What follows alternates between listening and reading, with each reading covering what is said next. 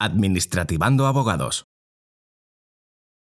La masterclass de hoy realmente es todo un reto porque cuando hablamos de contratación pública, todos sabemos que es una materia muy densa, una materia muy compleja, una materia incluso que cubre asignaturas, que cubre máster, que cubre cursos de expertos y que muchísimos manuales abordan lo que sería esta disciplina en sus múltiples facciones y en sus múltiples secciones.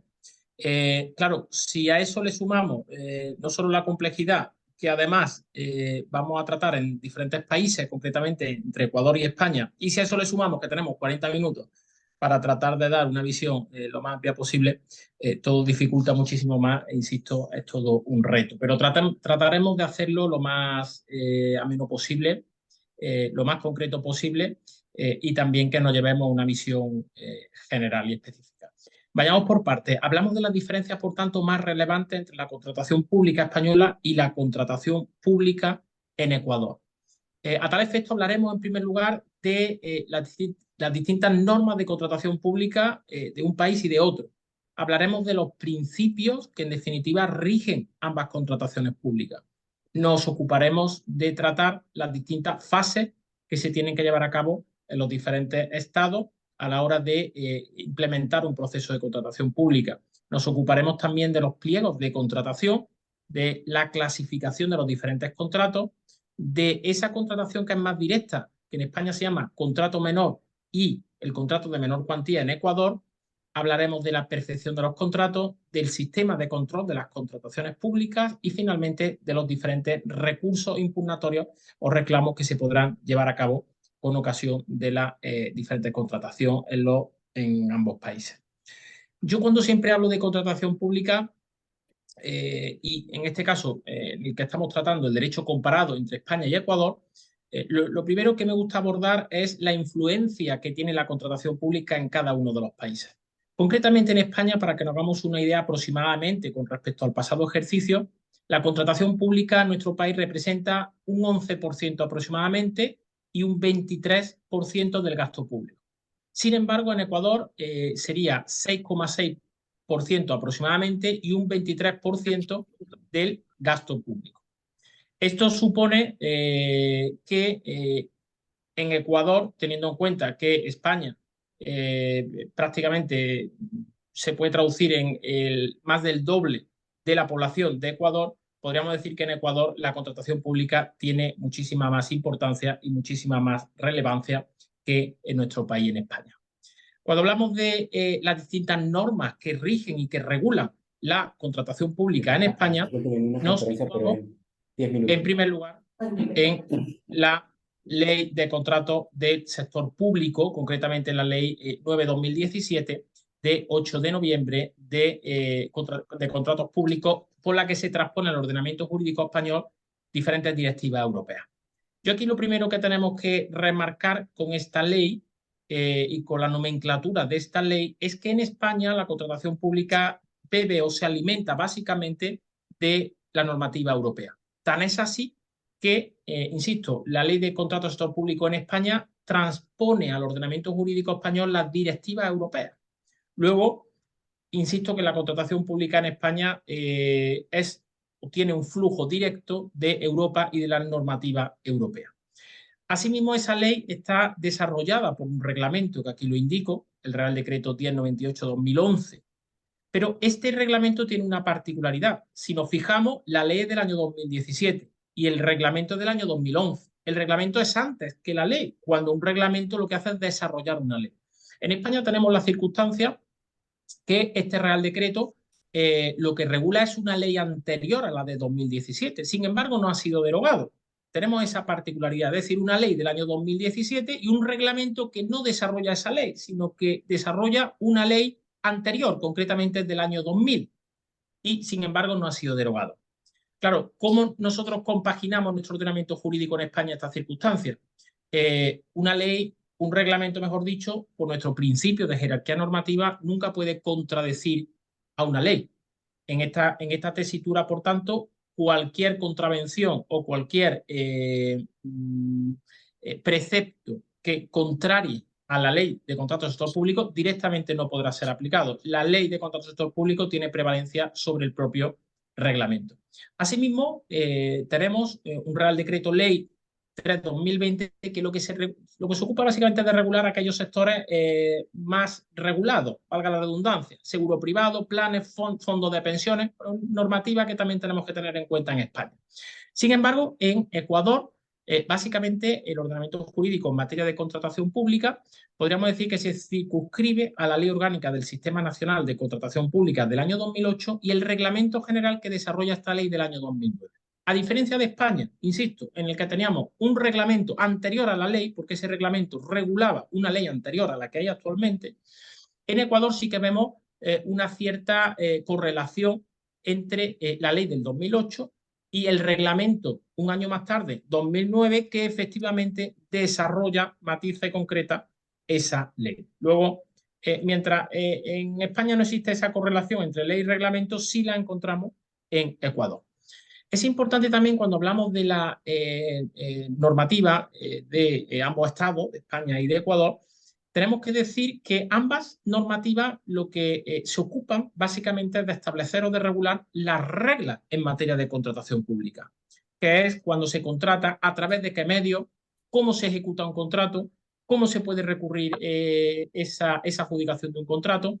Las normas, las reglas del partido en materia de contratación pública están reguladas por ambas leyes, ambas normativas, en los diferentes estados, en Ecuador y en España. Sin embargo, conviene apuntar que existe una diferencia sustancial o importante, que solo una de ellas, concretamente la ley de Ecuador, tiene carácter orgánico. Nosotros, en nuestra norma suprema del ordenamiento jurídico en España, que es la Constitución española, damos un tratamiento a ley orgánica para regular las materias más importantes del Estado.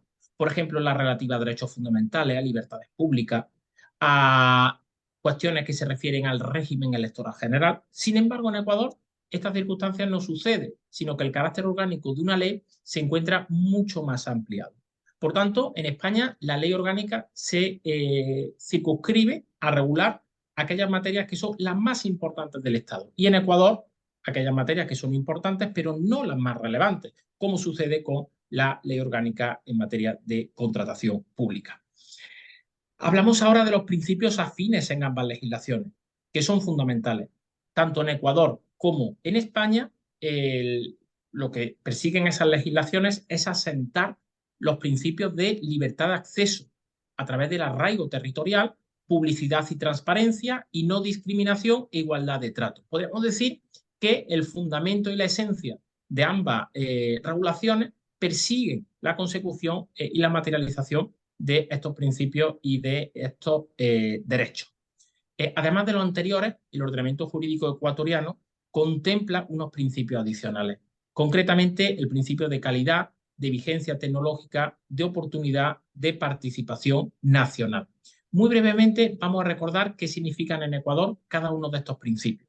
En primer lugar, el principio de calidad. ¿Qué significa? El principio de calidad viene a referirse a que las administraciones públicas deben de garantizar un gasto público de la manera más eficiente y más eficaz para poder cumplir el objeto de la mejor manera posible, el objeto que se persigue con la contratación pública. Es decir, vayamos a dar la máxima calidad, como su propio término indica, la máxima calidad a la obtención del objeto del contrato en cuestión de la manera más rápida posible. Ese es el principio de calidad.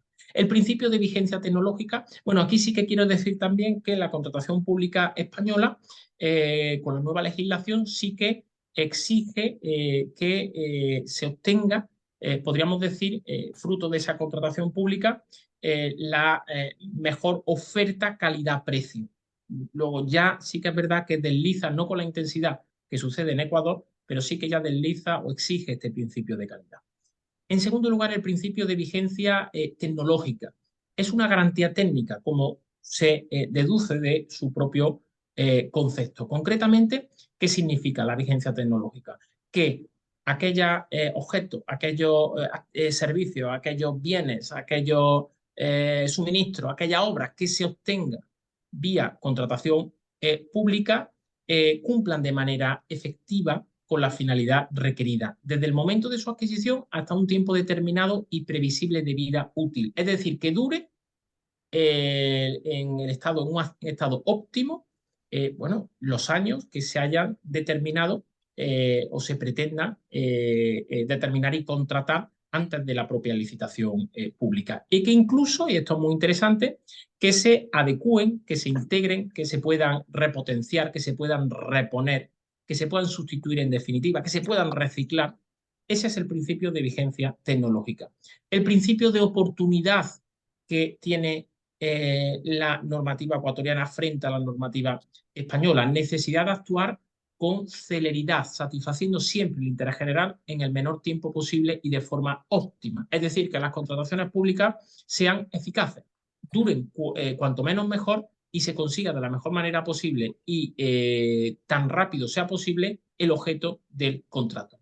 Y finalmente, el principio de participación nacional, es decir, que se implementen incentivos, mecanismos de fomento a las micro, pequeños o medianos productores nacionales, así como en el sector de la economía popular y solidaria. Es decir, aquellas empresas que no tengan una solvencia suficiente, que tengan más dificultades para contratar, porque tengan un menor tamaño, porque tengan una menor capacidad económica, vamos a incentivarlas para que participen y puedan concurrir en pie de igualdad y en términos de igualdad con aquellas empresas que sean más grandes, que sean más potentes y que tengan mayor capacidad económica y mayor solvencia. Vamos a analizar ahora las fases de la contratación. ¿De qué fase se lleva a cabo o se compone un proceso de licitación en España y un proceso de licitación en Ecuador? Empezamos por este segundo en Ecuador. En Ecuador podemos decir que existen tres fases principalmente. Una primera fase preparatoria. ¿Qué quiere decir? Son todos aquellos actos previos a la publicación del procedimiento en el portal institucional. Aquí en España no hablamos de portal institucional, sino que hablamos de perfil del contratante, pero viene a ser lo mismo. Por tanto, vamos a conformar la comisión técnica requerida, la elaboración y modificación del plan anual de contratación, la elaboración de estudios de mercado, la elaboración de especificaciones técnicas, todas aquellas actuaciones que se tienen que llevar a cabo antes de publicar en el portal institucional la licitación en cuestión. Después hablaremos de una fase precontractual. ¿Qué significa esta fase precontractual? Todos aquellos actos que se lleven a cabo en el seno del procedimiento de licitación antes de la adjudicación del contrato a un sujeto determinado o antes de que se declare desierto porque nadie reúne las condiciones oportunas para que sean adjudicatarios o directamente no se presenten ofertas. Por tanto, esa fase precontractual, todo acto desde la publicación hasta que se adjudique definitivamente el contrato. Y la fase contractual y de ejecución, ¿qué quiere decir? Como intuimos, la fase contractual es aquella en la que la administración ya suscribe, formaliza el contrato con el adjudicatario, con la persona que ha sido seleccionada y elegida. Y finalmente, la fase de ejecución, una vez ya que se formaliza, una vez que se firma ese contrato, diremos que la ejecución forma parte de la materialización del contrato con todas las situaciones que se pueden dar en ella, como la revisión de precios, las prórrogas, las resoluciones del contrato, las suspensiones del contrato, las penalizaciones o las sanciones al adjudicatario que no cumple con lo que ha ofertado y con lo que se ha adjudicado, etcétera, etcétera. En España podríamos decir que las fases son tremendamente similares a las de Ecuador, con algunas diferencias. Tenemos nosotros 4 fases. En Ecuador, la fase preparatoria integra la redacción de los pliegos. Sin embargo, aquí en España podemos decir que tenemos una fase preparatoria que lo primero que tiene que dilucidar o determinar es la administración qué quiere contratar, cuál es el objeto del contrato. Habrá que fiscalizar si esa administración tiene capacidad económica para llevar ese contrato y poderlo pagar. Es lo que se llama la fiscalización previa y la acreditación del crédito presupuestario por parte de intervención. Intervención es el órgano encargado de velar por las cuentas de la administración pública en cuestión. Y se va a nombrar la mesa de contratación, es decir, aquellas personas aquella mesa conformada por una serie de personas que se van a encargar de abrir los distintos sobres, de valorarlos y de finalmente proponer un adjudicatario del propio contrato. Después tenemos una fase de la redacción de los pliegos. Los pliegos, en definitiva, van a establecer las reglas de conducta que se van a llevar a cabo en el seno del proceso de licitación. La solvencia técnica, la solvencia financiera, quién puede, la capacidad económica que se necesita, la capacidad profesional que se necesita para poder presentar una oferta, el tipo de procedimiento que se va a llevar a cabo, la fijación del presupuesto, el plazo de ejecución. En definitiva, todas las reglas del partido se van a llevar a cabo en esta fase, en estos pliegos. Bien, la fase de adjudicación, bueno, una vez que se lleva a cabo la fase preparatoria y una vez que se lleva a cabo la fase de redacción del pliego, este se publica en el perfil de contratante y en los boletines oficiales que correspondan en función a la tipología del contrato de que se trate. Posteriormente vendrá la fase de adjudicación, es decir, todo ese proceso de licitación, todo ese proceso de contratación, hasta que finalmente se adjudica el contrato. Y por último, la fase de ejecución, como sucede en Ecuador, la fase de materialización, la fase de llevar a cabo, ejecutar estricto sensu, en sentido estricto, el propio contrato que ha sido adjudicado, con todas las vicisitudes que aquí se pueden llevar a cabo, la modificación, la revisión de precios, la modificación, la resolución, las penalidades o las sanciones al adjudicatario que incumpla, etcétera, etcétera. Hemos llevado a cabo también o hemos analizado una parte fundamental en contratación pública que son los pliegos de la contratación. En Ecuador, los pliegos de la contratación, como en España, van a establecer las reglas, ya lo hemos dicho, del proceso de licitación en cuestión. Van a establecer qué se puede hacer, qué no se puede hacer, quién puede licitar el contrato, cómo se va a desarrollar finalmente ese contrato. Las reglas de juego las van a establecer los propios pliegos. Estos pliegos deben observar unos modelos que están suministrados por el Servicio Nacional de Contratación Pública. Esto es una cuestión que, preparando la ponencia, nos llama mucho la atención, porque en España no hay tanto, nosotros no tenemos que respetar tantos modelos, sino que en términos generales cada administración pública lleva a cabo sus propios pliegos, sin necesidad de tener que seguir, en términos generales, digo, unos pliegos previamente diseñados y previamente determinados, ¿no? Aquí tenemos modelos de pliegos de obra, modelos de pliegos de bienes y servicios, modelos de pliegos de consultoría, modelos de pliegos de licitación de seguros. Esto en España se tiende a relajar más la necesidad de utilizar unos pliegos previamente diseñados, unos modelos, sino que en España, repito, cada administración pública suele ser soberana a la hora de llevar a cabo las reglas de conducta que se tienen que seguir en una licitación en cuestión. En España sí que es fundamental que sepamos que los pliegos son parte del contrato. Es lo que nosotros llamamos lex contractum. Los pliegos tienen naturaleza contractual. Los pliegos vinculan a las partes. De tal manera que aquellos pliegos que no hayan sido recurridos en tiempo y forma, y una vez que presente la oferta el licitador, los acata. Tiene que cumplir y tiene que sí cumplir de forma escrupulosa con esos pliegos. No nos vale, y muchas veces nos llegan clientes al despacho, que nos dicen, una vez que no son adjudicatarios, que no están de acuerdo con los pliegos. Oiga, usted no puede hacer eso. Usted, una vez que se redactan los pliegos, se pueden recurrir en España. Si usted no lo ha recurrido y usted ha presentado oferta, el significado jurídico que tiene eso es que asume el contenido íntegro de los pliegos y no se pueden discutir en una posible adjudicación de un contrato a un tercero que a un licitador no le convenga, salvo que se trate de vicios de nulidad de pleno derecho, que son vicios, podríamos decir, groseros y que atacan directamente al ordenamiento jurídico en materia de contratación pública o incluso a derechos fundamentales. Pero esto es importante, los pliegos son lex contractum, tienen naturaleza contractual y vinculan a las partes. Si no está recurrido y se ha presentado oferta, se tienen que someter los licitadores de forma escrupulosa a los términos establecidos en esos pliegos. Es importante aquí también decir que en España, a diferencia de Ecuador, sí que existe una separación férrea entre los dos tipos de pliegos que existen. Aquí en España tenemos los llamados pliegos de cláusulas administrativas y después tenemos aquí los pliegos de prescripciones técnicas. Podríamos decir que en España, por tanto, existe una línea divisoria entre ambos tipos de pliegos, los de cláusula administrativa y los de prescripciones técnicas.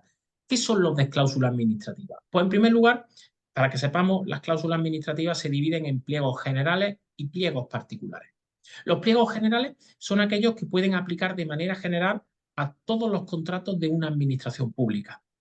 Esto, no obstante, se utiliza, en nuestro caso, es más propio de la Administración General del Estado. Aquí en España las administraciones están divididas en la Administración General del Estado, en las administraciones de las distintas comunidades autónomas y finalmente de las diferentes entidades locales. Estos modelos más generales, estos pliegos de cláusulas administrativas más generales, que se podrían equiparar a los modelos de los que antes he hablado, que se producen en Ecuador, son bastante atípicos en España. Normalmente lo que priman son los pliegos de cláusulas administrativas particulares, que son aquellos pliegos que se establecen y rigen licitaciones concretas y procesos de contratación concretos de cada administración pública. Luego, cada contrato de cada administración pública tendrá un pliego de cláusulas administrativas particulares. ¿Qué van a establecer estos pliegos de cláusulas administrativas particulares? Las reglas concretas que regirán el proceso de licitación. Es decir, los requisitos de solvencia, la capacidad económica que se necesita, quién puede participar en ese proceso de licitación, quién puede presentar ofertas, cómo se van a presentar esas ofertas, qué procedimientos se van a llevar a cabo de licitación, cuál va a ser la relación entre el adjudicatario y la administración, esa fase de ejecución del contrato, cómo se va a desarrollar, qué penalidades habrá, se pueden revisar los precios, no se pueden revisar los precios, habrá modificaciones. Las reglas del partido de forma particular en la licitación o en el contrato de la administración pública en cuestión. Y el otro modelo de pliego administrativo sería el de los llamados pliegos de prescripciones técnicas, que van a regular, como su propio nombre indica, la técnica que se va a utilizar en cada una de esas licitaciones, cómo se van a llevar a cabo la distinta prestación en cuestión, ¿no? Si vamos, por ejemplo, a desempeñar un contrato de servicios de asesoría jurídica, por llamarlo, en fin, por poner un ejemplo, ¿cuáles van a ser esos pliegos de prescripciones técnicas? Los que nos van a decir desde el punto de vista técnico cómo se van a desarrollar y cómo se van a ejecutar esos contratos en cuestión.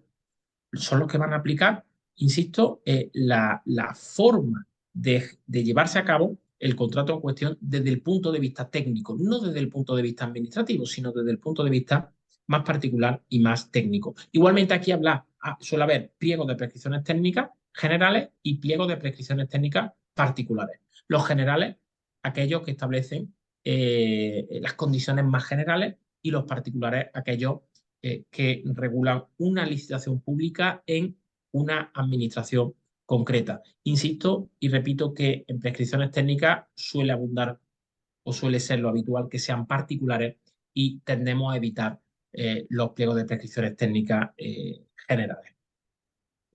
Yo ya termino mi parte de la ponencia y doy ya paso a mi compañero Alejandro con la clasificación de los contratos en España. Los contratos en España se clasifican, en primer lugar, en función de su objeto, en segundo lugar, según su tramitación, en tercer lugar, según el régimen jurídico aplicable y, por último, según el procedimiento de adjudicación. Todas estas distintas categorías nos llevarán a distintos tipos de contratos. En primer lugar, tenemos para que nos hagamos una idea, el contrato por ejemplo, hablamos del contrato de servicio. ¿Qué es el contrato de servicio o a qué se refiere? El contrato de servicio, como su propio nombre indica y ya desliza, es aquel contrato que adjudica una actividad concreta o una utilidad concreta diferente a una obra o a un suministro. Por ejemplo, contrato de servicio de asesoría jurídica. Prestamos un servicio de asesoría jurídica. Después tenemos, además del contrato de servicio, el contrato de concesión de servicio. ¿Qué es el contrato de concesión de servicio y en qué se diferencia del contrato de servicio? El contrato de concesión de servicio es aquel que lo que precisamente pretende contratar es la explotación o la gestión de un servicio. Yo no solo le realizo el servicio como la asesoría jurídica, yo le exploto el servicio. Un ejemplo, concesión de servicio público para la gestión de un polideportivo.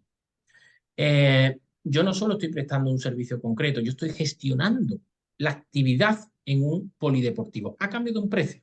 Aquí se produce lo que se llama una transferencia del riesgo. Es decir, mientras yo presto un servicio y lo cobro, contrato de servicio, en el de concesión de servicio, yo asumo como contratista un riesgo, que me vaya bien o que no me vaya tan bien. Por ejemplo, en el polideportivo, yo no sé o desconozco como licitador o como adjudicatario las personas o la afluencia o el foro que finalmente tendré en ese polideportivo. No sé si me van a venir muchos clientes o me van a venir pocos. Aquí ya asumimos un riesgo, porque no es solo la prestación de un servicio, es la explotación y la gestión de un servicio público a cambio de un precio y a la explotación del mismo. Hablamos del contrato de suministro. El contrato de suministro, para que lo tengamos claro, consiste en la entrega de un bien mueble o de un producto a cambio de la adquisición del mismo, el arrendamiento financiero con opción de compra o simplemente el arrendamiento. El contrato, por tanto, de suministro es la entrega de un bien mueble o de un producto. Ponemos un ejemplo. Yo soy un ayuntamiento y necesito una fotocopiadora. Necesito 4 fotocopiadoras para mi ayuntamiento. Eso es un contrato de suministro. Yo adquiero una fotocopiadora, yo adquiero un bien mueble. Yo adquiero, en definitiva, un producto. Hablamos también del contrato de obras públicas. Contrato de obras públicas es aquel contrato que adjudica la realización de una obra de acuerdo con el proyecto que lleve a cabo la administración. Por ejemplo, la ejecución de un colegio. Usted tiene que hacer un colegio por un precio cierto, se ejecuta y ya se ha ejecutado la obra. Cuando hablamos de concesión de obra, nuevamente volvemos al término de transferencia del riesgo, a la explotación de esa obra. Por ejemplo, mire usted tiene que hacer una autopista y la gestiona y la explota. No solo va a hacer la autopista, sino que la va a gestionar, va a obtener un precio por esa explotación. Y nuevamente se transfiere el riesgo, porque no sabemos la afluencia que va a tener esa autopista, esa carretera. Si viene mucha gente y muchos usuarios, se obtendrá el empresario, el licitador, el adjudicatario, obtendrá mucho más dinero, y si viene poca gente, pues obtendrá mucho menos. Hay una transferencia del riesgo.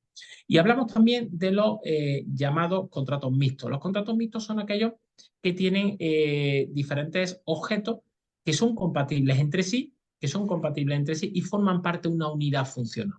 Imaginamos, por ejemplo, mire usted me tiene a mí que yo le compro como administración pública, vamos a suponer que soy una administración pública y quiero hacer un campo de fútbol. Yo le compro a usted el césped y usted me lo mantiene. La compra del césped es un bien mueble, es un producto en definitiva y forma parte de un contrato de suministro, y el mantenimiento forma parte de un contrato de servicio. Y claro, en estos contratos mixtos podemos pensar, bueno, ¿y qué normativa se aplica? Porque son dos contratos diferentes. Se aplicará la normativa de aquel contrato que tenga mayor preponderancia jurídica, que tenga mayor peso económico, que tenga una mayor trascendencia de naturaleza económica, que valga más en definitiva. Luego, el que tenga mayor significancia económica, se aplicará esa normativa reguladora. Ya hemos visto los distintos contratos que existen en España en función del objeto. Ahora vamos a analizar los distintos contratos según su tramitación. En primer lugar, tenemos aquellos contratos de tramitación ordinaria. El propio término nos lo indica, aquellos que siguen la tramitación establecida por la norma. Contratos con tramitación urgente. Son aquellos contratos que se tienen, como su nombre indica, que tramitar de forma urgente. ¿Cuándo? Cuando exista una necesidad pública que sea inaplazable, que sea urgente, que sea inaplazable, y que esa urgencia esté sustentada en el propio interés público. Y finalmente, bueno, ¿qué consecuencias va a tener estos contratos de tramitación urgente? Que se van a ventilar o despachar de una manera muchísimo más rápida, va a tener mayor preferencia este tipo de contratos que el resto, y que se van a reducir a la mitad prácticamente muchísimos plazos dentro de ese procedimiento de licitación pública. Hay una urgencia, se van a reducir los plazos, buena parte de los plazos a lo largo de la tramitación. Y en tercer lugar tenemos los contratos con tramitación de emergencia. Por ejemplo, aquí se tramitaron de esa manera cuando nos situamos en situación COVID. Cuando nos dice la norma que se tramitarán contratos de tramitación de emergencia, ya no los podemos imaginar. Cuando existan acontecimientos catastróficos que entrañen un grave peligro, que afecten o que afecten a la defensa nacional. ¿Cuál es la peculiaridad de estos contratos? Que no tienen una tramitación. Mire usted, hay un terremoto, hay una inundación, hay una situación de pandemia absolutamente incontrolable. y tenemos que contratar y tenemos que comprar mascarillas, contrato de tramitación de emergencia directo. Aquí no hay un proceso de licitación. Aquí no están los principios de igualdad de trato. No, al primero que ofrezca una oferta calidad-precio y pueda sustentar o pueda remediar esa urgencia que se necesita. Otro tipo de contratos, aquellos contratos según el régimen jurídico aplicable. Tenemos los contratos administrativos. Son aquellos contratos que se celebran por parte de la administración pública y son los típicos que ya he dicho anteriormente en función de sujeto, es decir, contratos de servicios, de concesión de servicios, de obra, de suministro, contratos mixtos. Contratos privados son aquellos que, uno, o están realizados por una administración pública, pero no forman parte dentro del objeto que he indicado anteriormente, sino que son específicos, tienen un régimen más especial, por ejemplo, el contrato de seguro, o incluso cuando una administración quiere suscribirse a una base de datos, por ejemplo, eso sería un contrato privado. Es una administración pública, pero tiene un objeto más particular y más específico de los habituales.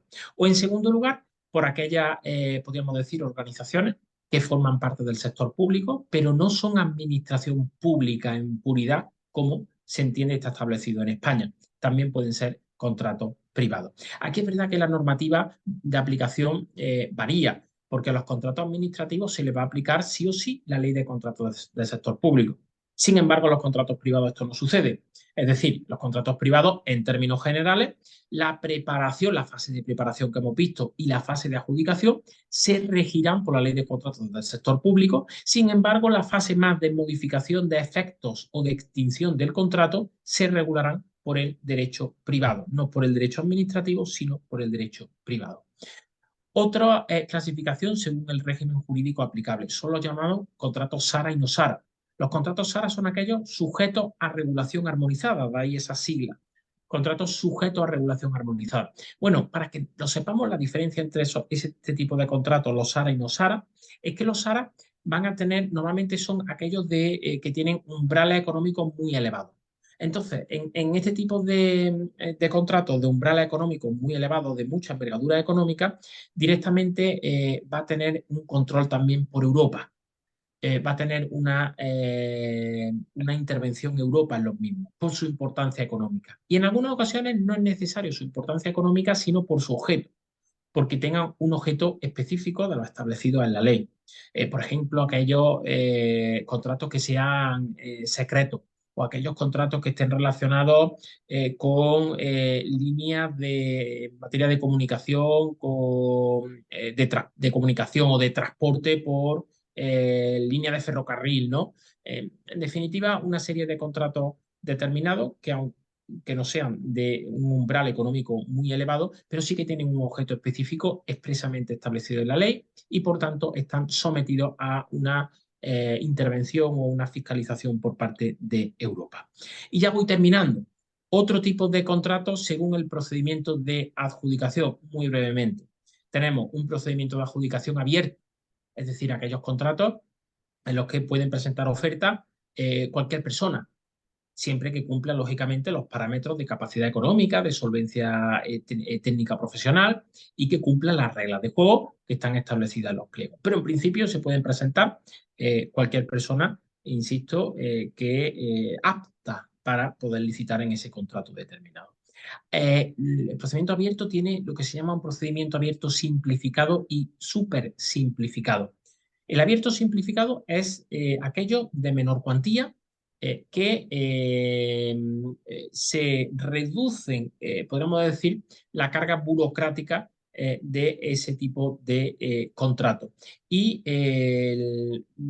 solo se van a adjudicar por abierto simplificado aquellos contratos en los que no se valore ningún criterio de adjudicación subjetivo, sino que van a ser criterios normalmente automáticos, por el precio exclusivamente. Y súper simplificado, en el que aún más se van a aligerar las cargas burocráticas y también están establecidos para procedimientos de cuantía relativamente pequeña. Por ejemplo, en obras tienen que ser inferiores a 80.000 euros y en servicios de suministro inferiores a 60.000. Después hablamos también del acuerdo marco, aquellos contratos de acuerdo marco en el que se suscriben, pues precisamente es un acuerdo más general de los términos a los que podrá regir las diferentes licitaciones públicas y esos acuerdos marcos siempre van a llevar después aparejados unos contratos que van a derivar de ese acuerdo marco. El acuerdo marco, por tanto, va a establecer en general los términos en los que se rigen una licitación pública. Después hablamos de los procedimientos restringidos. Los procedimientos restringidos son aquellos que, si bien todos pueden presentar o sea, pueden solicitar oferta, no, mejor dicho, pueden solicitar un acceso a esa licitación pública, no todos van a poder presentar oferta. Por eso se llama restringido. Están más limitados en función de la solvencia o de los requisitos que establezcan los pliegos. Todo el mundo, por tanto, puede solicitar su participación, pero no todos los licitadores podrán presentar ofertas, sino que habrá un filtro previo por parte de la Administración, normalmente en base a bueno, cuestiones económicas o cuestiones técnicas que sean más exigentes. Antes también, que me lo he saltado, tenemos que tener en cuenta otra clasificación en base al procedimiento, que es el procedimiento negociado. El procedimiento negociado, como su nombre indica, es aquel procedimiento de contratación pública en el que se negocian los términos de contratación con aquellos licitadores que se presenten al mismo. Y puede ser con o sin publicidad. Con publicidad, normalmente la administración pública invita a participar a determinada empresa, pero al ser público se puede presentar también cualquier persona y se negociarán los términos de esa licitación pública. Y sin publicidad son aquellos que no son conocidos por todos y son muy restringidos, porque aquí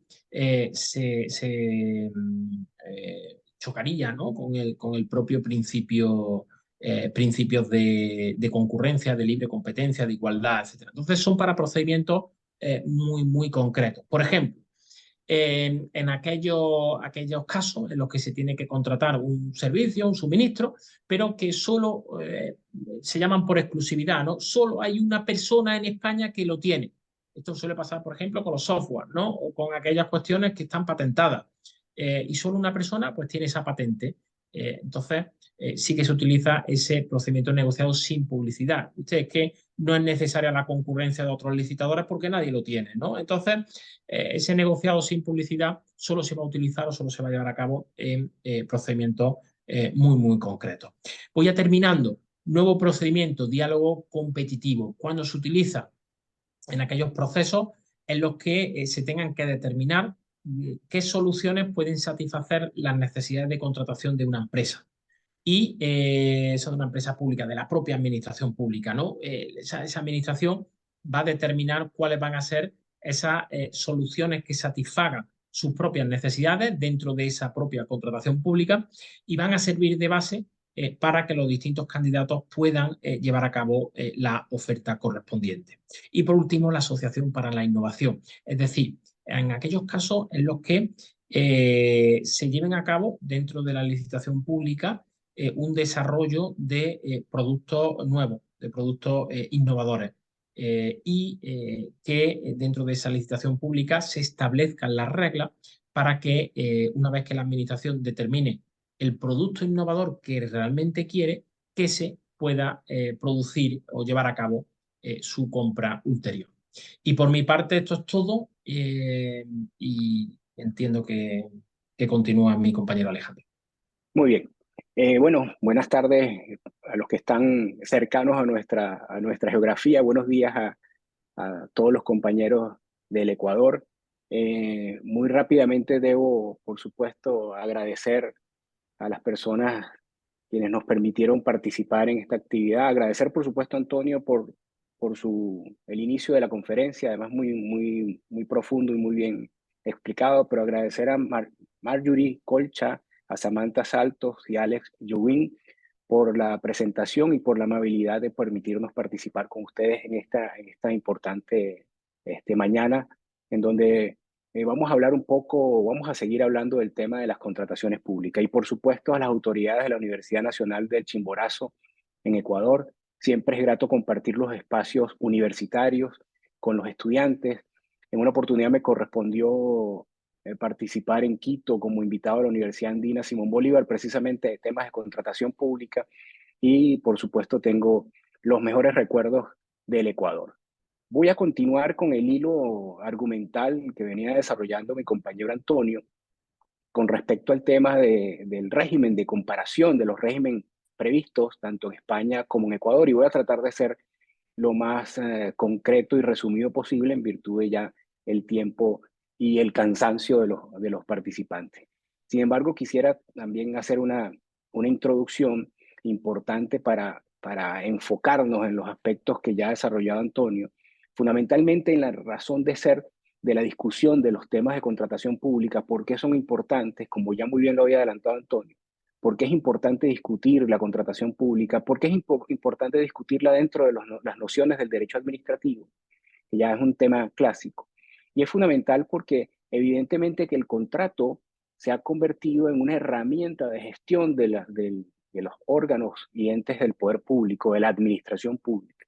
Es más allá de la clásica impronta del acto unilateral, o sea, del acto administrativo y el acto de imposición de voluntad, los contratos se han convertido, repito, en una herramienta fundamental, una herramienta de gestión de la administración pública.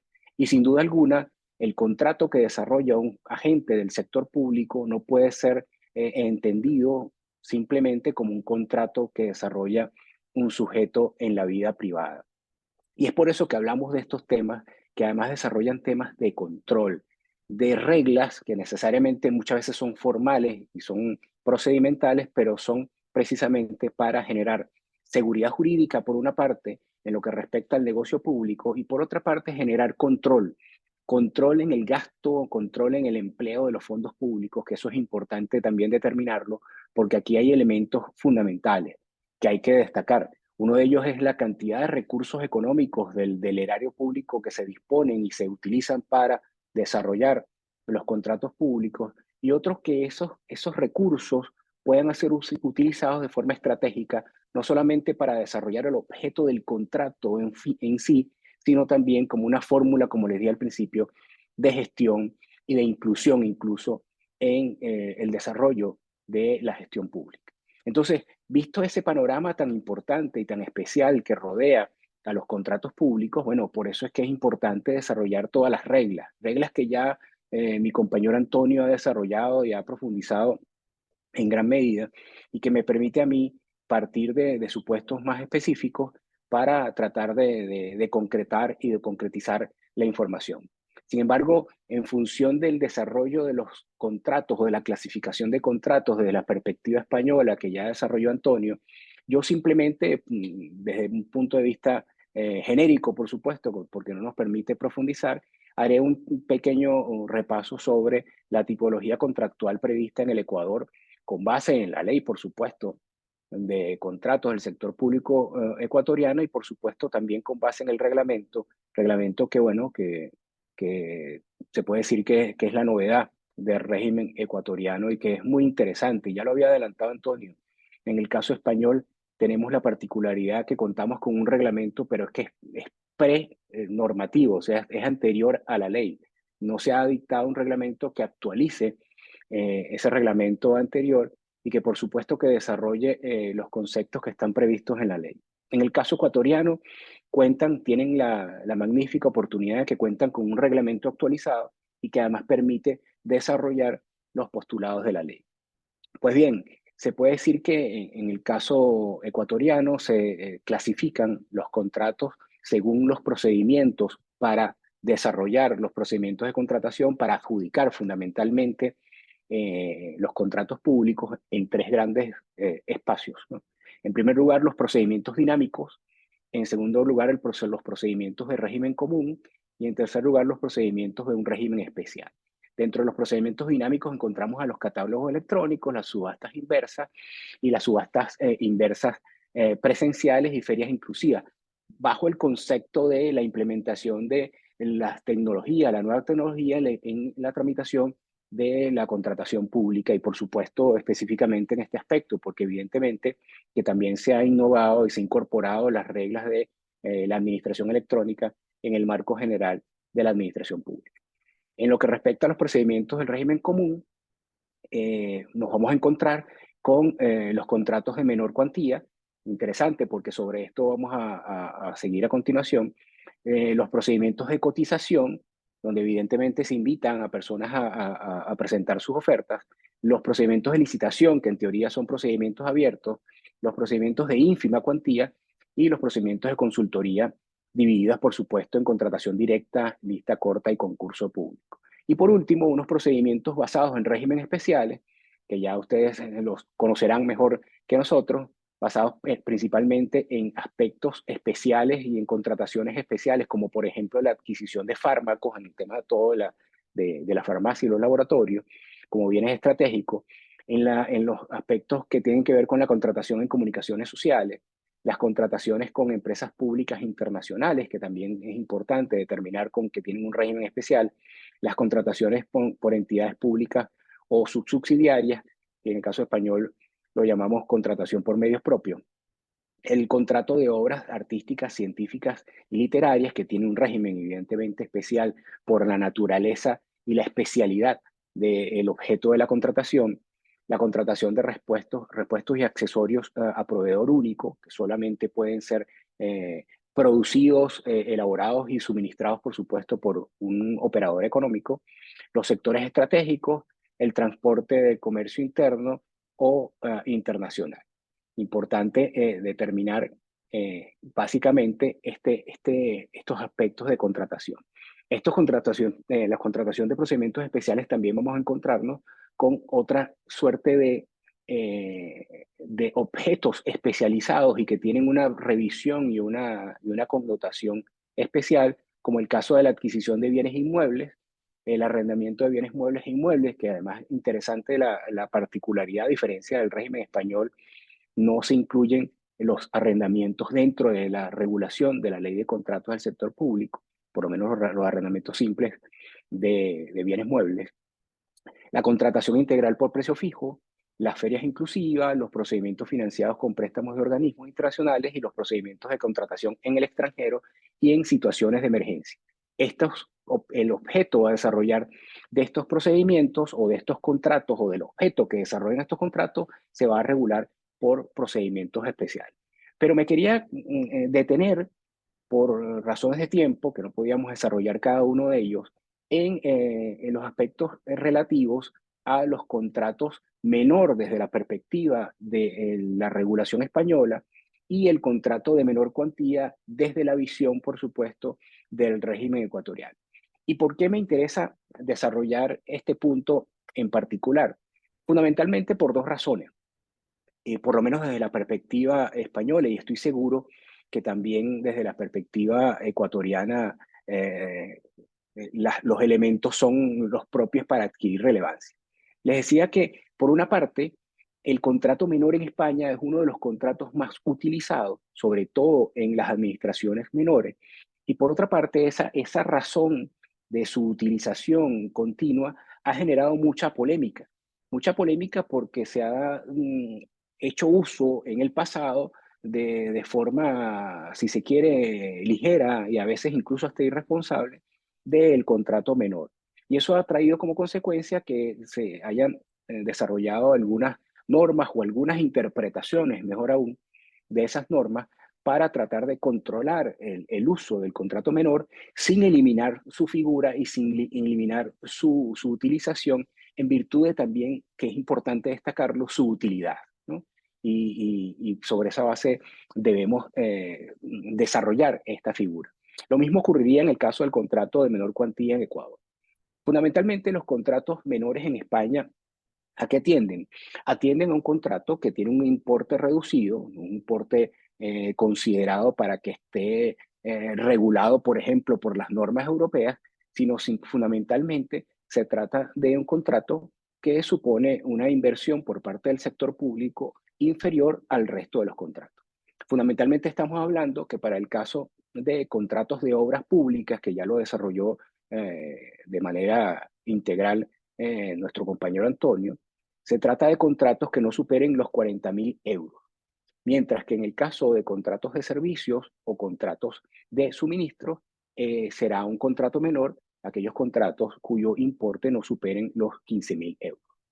Sin embargo, también hay una suerte de regulación o de tercera vía con respecto a los contratos menores de suministros de servicios regidos por el Sistema Español de Ciencia y Tecnología, en cuyo caso el importe límite tendrá que ser 50.000 euros para entender que no ha superado el importe para ser considerado un contrato menor. En el caso del régimen ecuatoriano, también, repito, nos conseguimos con la utilización de los contratos denominados de menor cuantía, y también esos contratos de menor cuantía están identificados por su importe, por un importe determinado que no superen determinado monto y determinada cantidad. Una cantidad, evidentemente, que sea inferior a la regulación del resto de los contratos ordinarios que se van a tramitar con base en la legislación, en este caso ecuatoriana.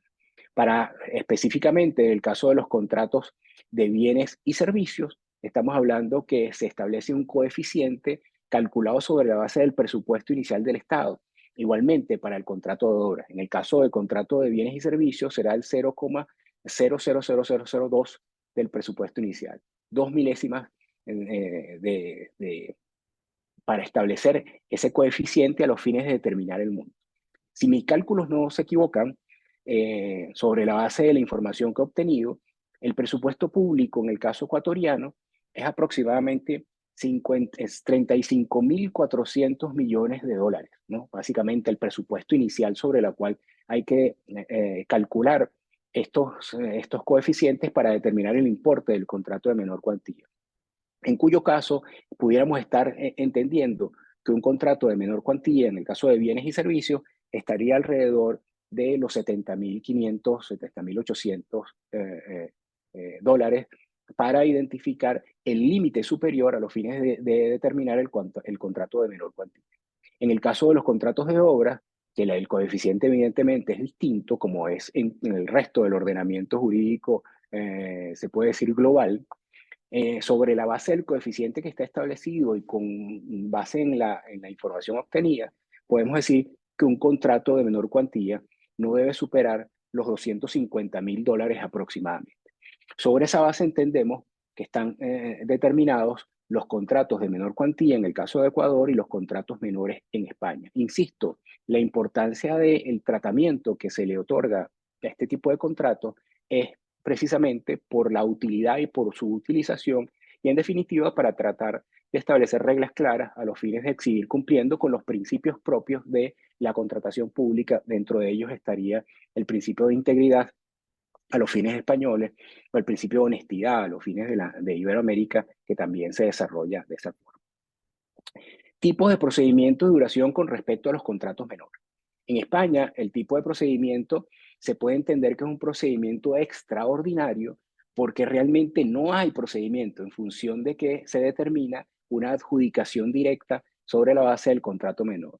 Solo debe establecerse la facturación, evidentemente, del objeto del contrato y además, evidentemente, de establecerse la necesidad y el requerimiento del mismo, pero no tiene mayores formalidades la adjudicación de ese contrato sobre la base de ese procedimiento. Y por eso es que hablamos que se trata de un procedimiento extraordinario, no es un procedimiento ordinario como sería un procedimiento competitivo propio de la contratación pública. Sin embargo, en el plano de la realidad ecuatoriana, el contrato menor se desarrolla también sobre la base de una adjudicación directa, pero sobre el régimen de un procedimiento común. En lo que respecta a la duración de estos contratos, para el régimen ecuatoriano, ni la ley ni el reglamento establecen un plazo determinado. No obstante, en el caso español, se establece que estos contratos no pueden tener una duración mayor a un año. Está circunscrito a una anualidad, ¿no? Para determinar dentro de la anualidad el ejercicio presupuestario del órgano público correspondiente y evidentemente sin posibilidad de prórroga alguna sobre ese contrato. Todo esto evidentemente ha desarrollado mucha polémica en la doctrina y ha desarrollado también un debate jurisprudencial que ha zanjado las dudas que pudieran circunscribirse o pudieran desarrollarse sobre la base de estos tipos de contratos. ¿Cómo se tramita en consecuencia el caso del contrato menor en España y el contrato de menor cuantía en Ecuador? Bueno, fundamentalmente, como ya lo habíamos adelantado, el contrato menor en España puede adjudicarse directamente a cualquier empresario que evidentemente cumpla con las cualidades técnicas o las habilitaciones profesionales necesarias para cumplir con el objeto del contrato fundamentalmente. Entonces estaría circunscrito, estaría determinado la condición de adjudicación solo sobre esa base, sin más requisitos fundamentales para poder determinarlo. En el caso ecuatoriano, sí se establece algunas premisas, ¿no? Si se trata de contratos de bienes y servicios no normalizados, evidentemente que se tendrá que revisar también la determinación de los montos, como antes lo explicamos, sobre la base del presupuesto del Estado, y además se podrá contratar también directamente para efectos de determinar la adjudicación. Sin embargo, en este caso en particular, la legislación ecuatoriana establece una fórmula que en España se trató de implementar a través de una recomendación de un organismo regulador, que es tratar, que es tener por lo menos tres proformas, tres propuestas de tres empresas o tres personas distintas para tratar de identificar y tratar de seleccionar dentro de esas tres proformas cuál pudiera ser la oferta que más se corresponda con el cumplimiento del objeto del contrato. Importante también en el caso de la reglamentación ecuatoriana, que además de la necesidad de presentar tres proformas para identificar esa oferta, tratar de involucrar en la presentación de estas tres proformas a proveedores que sean micros, pequeñas, medianas empresas, artesanos o pequeños actores de la economía popular. ¿Ok? Entonces, estaría bajo la aplicación del principio de proporcionalidad, estaría dirigido la determinación de esos contratos de menor cuantía a empresas de reducida dimensión con preferencia, indudablemente, salvo que no exista o no se determine la posibilidad de que una empresa bajo estas características pueda cumplir con el objeto de lo que se pretende contratar.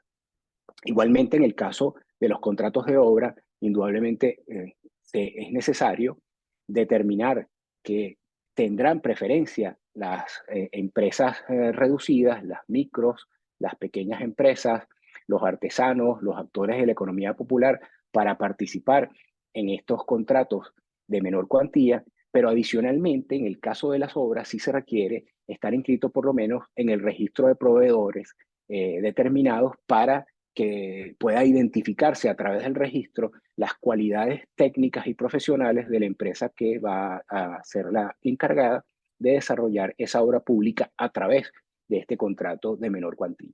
Vemos en consecuencia que en el caso de la reglamentación ecuatoriana se establecen más requisitos formales con respecto al empleo del contrato de menor cuantía sobre la base de la comparación que venimos desarrollando con respecto a la reglamentación española, donde los requisitos no son tan exigentes.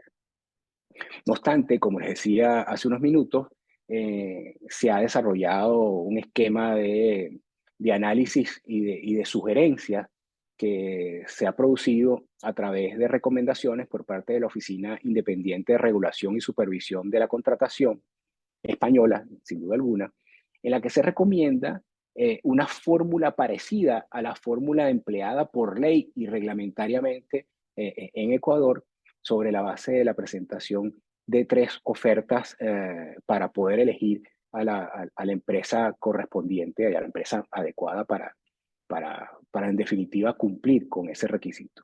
Fíjense que en el caso español es una recomendación, mientras que en el caso ecuatoriano se trata de una reglamentación y una determinación legislativa y reglamentaria, situación que precisamente fue uno de los puntos que generó la doctrina, en el caso español, para criticar la referencia que se hacía y la recomendación que se determinaba.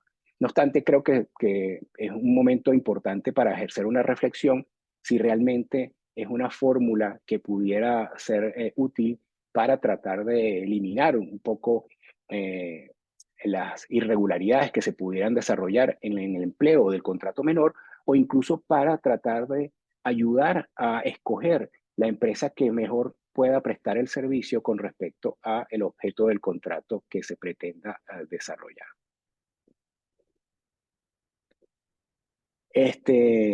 Pues bien, en definitiva, en el caso del contrato menor, para el tema de la suscripción del contrato, en los contratos menores en España, los contratos menores se acreditan su existencia con también unos requisitos, se puede decir, no tan estrictos.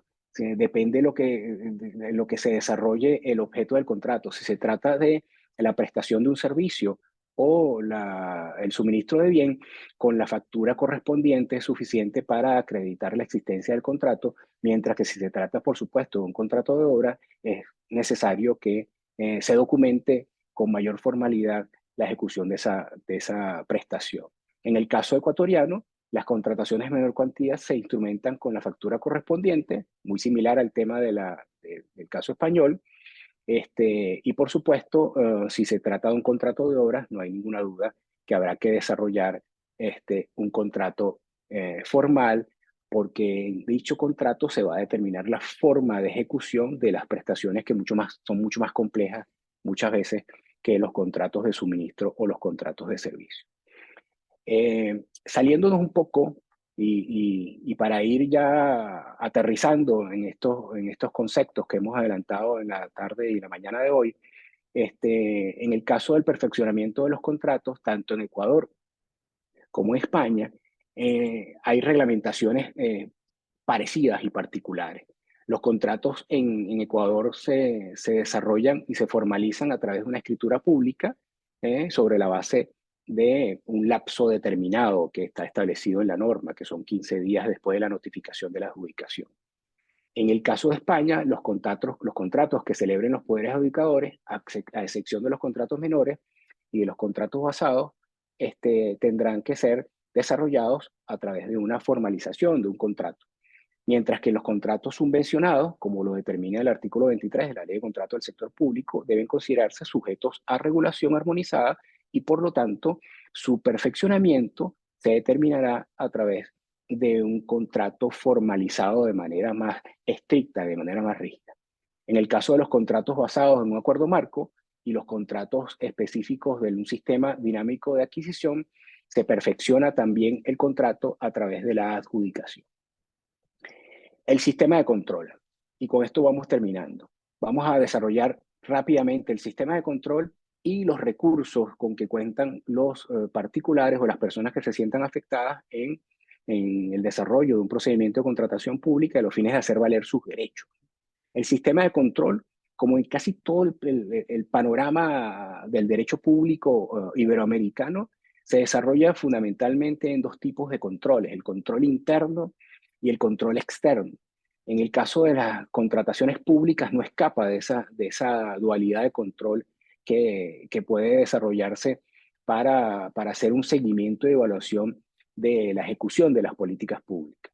El control interno se desarrolla normalmente dentro de cada institución, dentro de la estructura propia de una institución, y los controles externos se desarrollan a través de órganos externos como por ejemplo la Contraloría General del Estado en el caso ecuatoriano y el Tribunal de Cuentas en el caso español.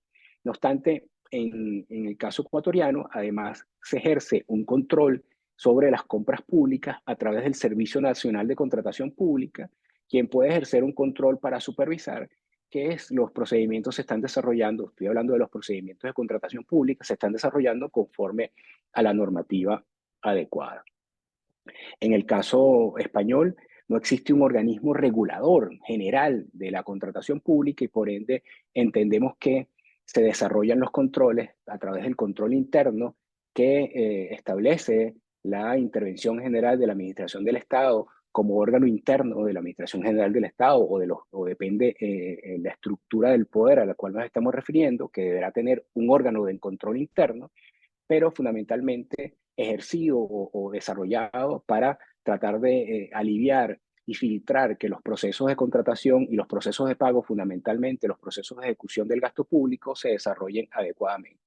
Y en lo que respecta al control externo, como ya lo adelanté, se desarrolla a través de un órgano o de órganos externos. Para el caso de la Administración General del Estado, la Administración Nacional, es desarrollado por el Tribunal de Cuentas, que es el órgano supremo de la fiscalización de las cuentas del Estado.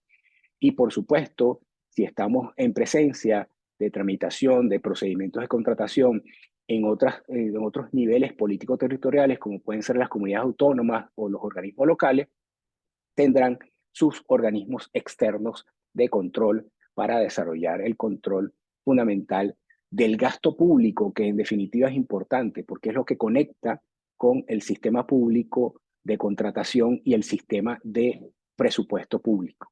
Y por eso es importante hablar de gasto y por eso es importante hablar de control.